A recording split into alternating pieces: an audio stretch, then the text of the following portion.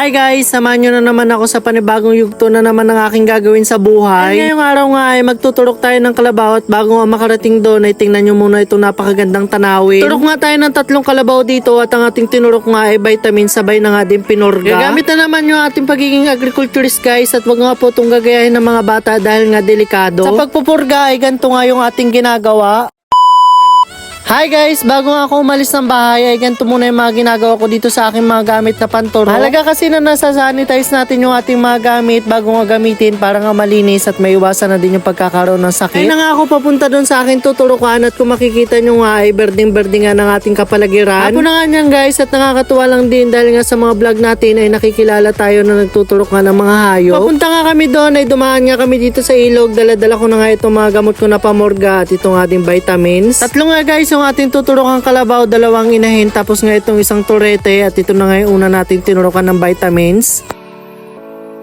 Ito naman yung pangalawa nating tuturukan guys at kung magtuturok nga po kayo ay palagi nga po kayo mag-ingat dahil hindi nga po natin alam ang mga ugali ng mga hayop. Safety first talaga muna guys at nakakatuwa lang din dahil nga sa mga experience natin sa mga pagtuturok ng mga hayop ay mga nakabisado na nga natin ito. Sa intramuscular nga lang palagi ako nagtuturok ng mga hayop at panoorin nyo nga.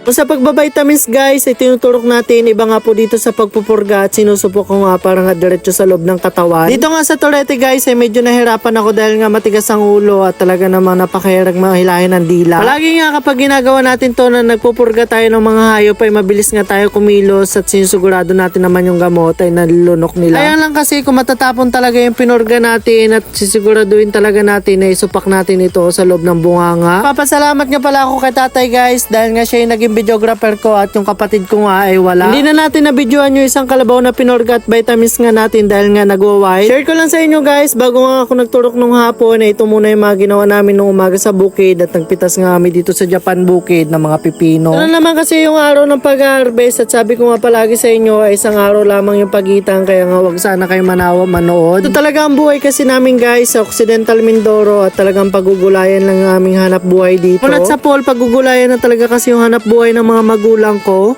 Kahit maulan guys ay tuloy ang pamimitas natin dito sa bukid ng mga pipino dahil nga ngayon daw ay merong bagyo.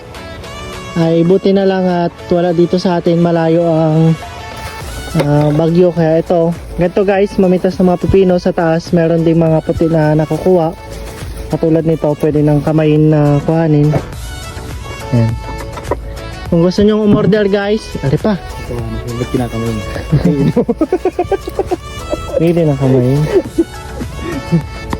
Dito talaga sa Japan bukid guys ay hindi talaga nakakasawa mamitas ng mga pipino at kung gusto nyo po ma-experience ay pumunta nga lang po kayo dito. Mimitas kami dito guys ay may kaluwahan nga po at nagbebenta din kami at kung pupunta nga po dito kayo ay may pasobra pa. At ngayon nga guys ay ito nga po yung na-harvest namin at naka 70 kilo at wag nyo nga po sana kalimutan na mag-share and mag-follow sa aking page.